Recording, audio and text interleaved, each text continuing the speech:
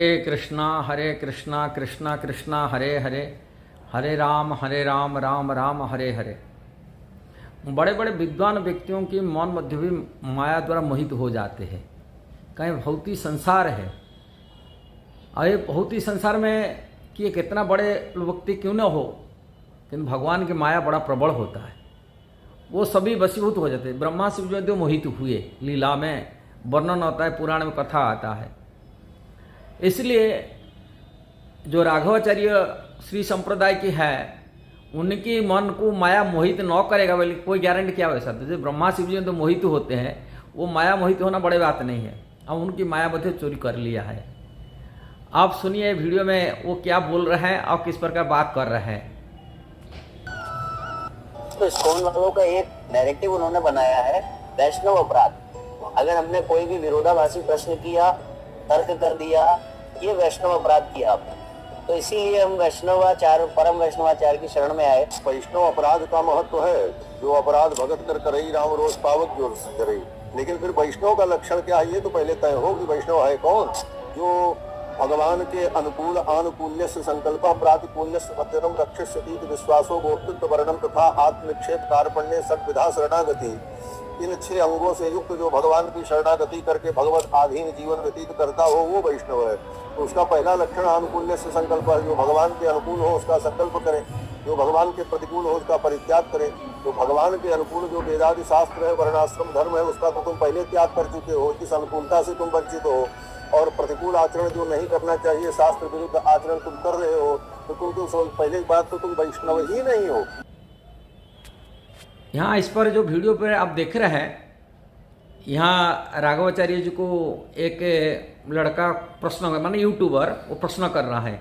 और यूट्यूबर जो देखे वो हमेशा त्रिपुंड लगाते हैं। ये मायावादी रुद्राक्ष डाल के रखा है और त्रिपुंड डाल के रखा है। ये मायावादी दर्शन की विशेषकर निराकारवादी निर्विशेषवादी शंकराचार्य फॉलोअर है। अब वो उनको पास जा करके प्रश्न कर रहा है। जो इस्कॉन वाला होते हैं, ये बोलते हैं वैष्णव अपराधी बारे में बताते हैं, और ये हर चीज़ में बोलते हैं वैष्णव अपराध हो जाएगा। हम तो एक महान वैष्णव के पास आए, आपके शरण में आ रहे हैं, आप हमको बताइए। राघवाचार्य उत्तर देते हैं, हरिभक्ति विलास की ये है सनातन गोस्वामी कोट की श्लोक, वो श्लोकों को कोट करते हुए राघवाचार्य बोल रहे हैं, अनुकूलस्य संकल्प प्रतिकूलस्य वर्जनम रक्षति इति विश्वास गुप्तुत्य वर्णम तथा आत्मनिक्षेप कार्पण्य षडविधा शरणागति। ये शरणागति के बारे में बताया। 6 शरणागति के लक्षण होता है। जो 6 लक्षण जिनके पास होते हैं वो भगवान कृष्ण के शरण में है बोली कहा जाता है। अब ये 6 लक्षण जिनके पास नहीं है उसको शरणागति बोली माना नहीं जाएगा, ये कहा कहने का। और शरणागति क्या है, हम इसको हिंदी में कहते हैं, शरणागति 6 विभाग होते हैं। भक्ति की अनुकूल बातों को स्वीकार करना, अनुकूल कृष्ण के अनुकूल में ही करना। अब प्रतिकूल बातों को बहिष्कार करना। कृष्ण द्वारा संरक्षण में कृष्ण रक्षा विश्वास होना चाहिए, कृष्ण में तू रक्षा करेंगे, ये विश्वास है, पूर्णतः विश्वास होना चाहिए। चौथा है कृष्ण संरक्षण व स्वामी रूप में स्वीकार करना। कृष्ण गुप्तुत्य वर्ण, कृष्ण हमको रक्षा वर्ण करना। जैसे ये पत्नी पति को वर्ण करता है शादी विवाह, जैसे कृष्ण को वर्ण करना चाहिए। ये भगवान रूप में वर्ण करे, स्वामी मालिक रूप में वर्ण करे, कि पुत्र रूप में वर्ण करे, न सखा रूप में वर्ण करे, न प्रियतम रूप में वर्ण, कृष्ण को वर्ण करते। ऐसे ही वर्ण करना और पूर्ण आत्मसमर्पण करना। भगवान कृष्ण जैसे बड़ी महाराज कृष्ण को आत्मसमर्पण करते, ऐसे आत्मसमर्पण करना तथा दीनता भावना रहना चाहिए। ये 6 लक्षण जिसके पास है वो कृष्ण के शरण में रहते हैं और कृष्ण उसका डिजायर पूरा करते। भक्ति विनोद ठाकुर शरणंगा शरणागति हईवे जार तार प्रार्थना सुने से नंद करे। 6 शरणागति जिसका होता है उसे कृष्ण उनका बात को एक्सेप्ट करते, स्वीकार करते। अभी प्रश्न उठता है वैष्णव के बारे में चर्चा करी। जो वैष्णवता जिन इन लोगों की इस्कॉन के पास तो वैष्णवता नहीं, ये 6 लक्षण नहीं है, वो कैसे वो वैष्णव है वाली माना जाएगा। जो अपराध हो जाता है वाली चिंता करेंगे। इस्कॉन में करोड़ों लोग फॉलोअर इस्कॉन का है, और शिल प्रभुपाद कहा करते थे इस्कॉन मतलब मेरा से अलग नहीं है। और कैसा मालूम चल गया राघवाचार्य को, इस्कॉन में सब ये शरणागत तो कोई भक्त नहीं है, ये सभी जाकर अभक्त है, कैसा पता चल गया।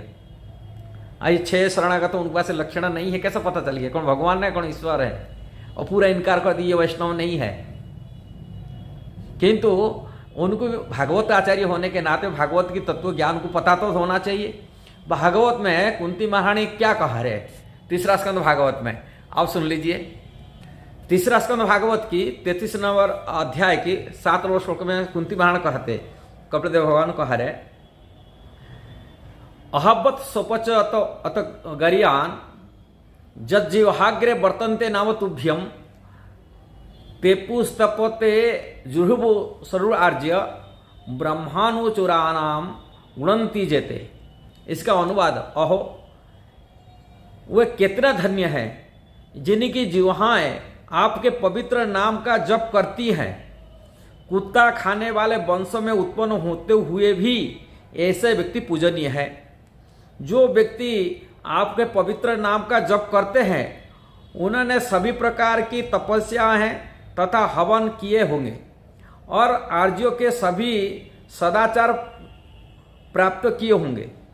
आपके पवित्र नाम का जप करते रहने के लिए उन्होंने तीर्थस्थानों में स्नान किया होगा, वेद का अध्ययन किया होगा और अपेक्षित हर वस्तु की पूर्ति की होगी। यहाँ प्रश्न उठता है, जो देवहूति माता जी कह रहे हैं, जो भगवान कृष्ण के नाम जप करते हैं ये सभी प्रकार की यज्ञ दान तप आदि सब कुछ कर चुके हैं। ये कर चुके तभी तो भगवान के नाम उनके मुख में आए हैं। भगवान के नाम सबके मुख में नहीं आते। कृष्ण के नाम उच्चारण करने वो पुण्य फल व्यक्ति होता है। समस्त वर्णाश्रम धर्म कर्म सब कर चुके हैं, उनके लिए वर्णाश्रम है। इसलिए वैष्णव में पद्म पुराण में और भी कहा गया, जो वैष्णव को जाति बुद्धि वाली विचार करते वो नरकी है, ये पद्म पुराण में कहा गया। हाँ, ये सभी चीजें यदि अब शास्त्र की विचार करा जाए, वैष्णव जो कृष्ण का नाम जप करना है वो साधारण मनुष्य यदि मान लेते, कैसा उनके विचार है। इस निश्चित ये माया की प्रभाव है। राघवाचार्य वैष्णव है, वैष्णव होते हुए एक वैष्णव को कैसा सम्मान करना चाहिए वो चीज कैसा बात कर रहे हैं। किंतु अमर शिल रूप गोस्वामी बहुत महत्वपूर्ण बात बोले रखे। उपदेशामृत में वैष्णव को कैसा यथाजथ सम्मान करना चाहिए वो बात सिद्धांत देख रखे। रूप गोस्वामी उपदेशामृत में कहते, कृष्णंति जस्य गिरितम मनसा इंद्रियते दीक्षास्ति चेत प्रणति भैस भजंतमीशम शुश्रूषया भजंत विज्ञ अनन्य मन्ये निंदादि शून्य हृत निक्षिप्त संगलब्ध्वा। इसका अर्थ मनुष्य को चाहिए कि जो भक्त भगवान कृष्ण के नाम का जप करता उनका मन से आदर करे। उसे चाहिए कि वह उस भक्तों का साधारण नमस्कार करे जिन्होंने आध्यात्मिक दीक्षा ग्रहण कर ली है और जो अर्चा विग्रह के पूजन में लगा हुआ है उनको नमस्कार करे, प्रणाम करे। और वह उस शुद्ध भक्तों की संगति करे और श्रद्धापूर्वक उनकी सेवा करे जो अन्यान भक्ति में आगे बढ़े हुए और जिनका हृदय दूसरे की आलोचना माने निंदा करने की प्रवृत्ति से सर्वथा विमुख है। श्रील रूप गोस्वामी 3 प्रकार की व्यवहार रखने के लिए यहाँ अपनी सिद्धांत दे के रखे।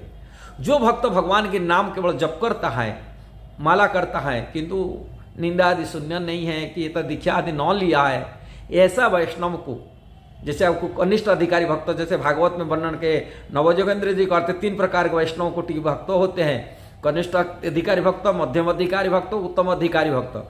कनिष्ठ अधिकारी भक्तों के साथ में रूप को समझते उसको मन से सम्मान करे, क्या वो भगवान की कृष्ण का भक्त भगवान के नाम जप कर रहा है, जो दीक्षा आदि लिया है, संस्कार हुआ है, ऐसा वैष्णव को प्रणाम करे।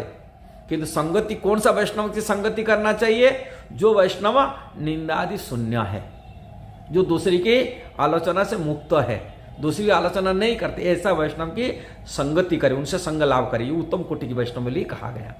ये रूप गोस्वामी जैसी प्रकार की श्रीमद् भागवत में 3 प्रकार की भागवत की वर्णन किया गया, वैष्णव की तरह तरह की वर्णन किया गया। 3 प्रकार वैष्णव होते हैं और 3 प्रकार संगति कैसा करना चाहिए, यहाँ विचार करना चाहिए।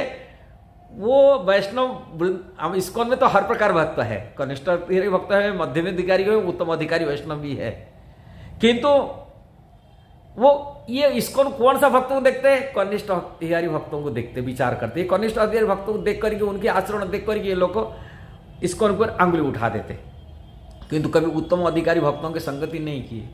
कि उनकी संगति। अब वो उत्तम अधिकारी भक्त कभी दूसरे का चुगल नहीं करते, नहीं वो दूसरे का आंखें भी देखते ना ये करते, वो अपनी तो हमेशा दैन्य नीति में रहते, दीनता में रहते, वो कहाँ दूसरा का आलोचना करेंगे, उनके पास ये सब चीज टाइम नहीं है।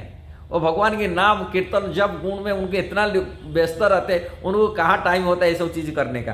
क्या उत्तम अधिकारी भक्तों की कभी संगति नहीं किए, इस्कॉन में आज भी विराजमान है, जिस कारण से उत्तम अधिकारी भक्तों के प्रभाव से इस्कॉन सोसाइटी इतना विस्तार कर रहा है। दुनिया में आज कृष्ण की भक्ति में डूब रहे, कृष्ण के शरण में आ रहे, कृष्ण भजन कर रहे।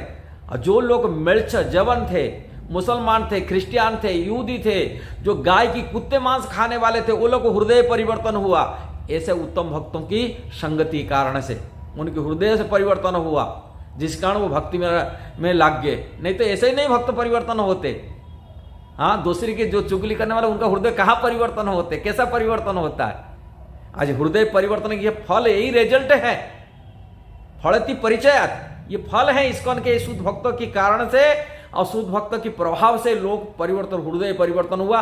वो कृष्ण भक्ति है, जो जानते नहीं थे, कृष्ण नाम सुने नहीं थे, उनके कोई संस्कार नहीं था, और वो ऐसे ही माने जैसे कुंती बहानी कह रहे, वो कुत्ते मांस खाने वाले थे, वो लोग भी आज परिवर्तन, हृदय परिवर्तन हो गया, कृष्ण के नाम जप करके कृष्ण में आसक्ति हो गई।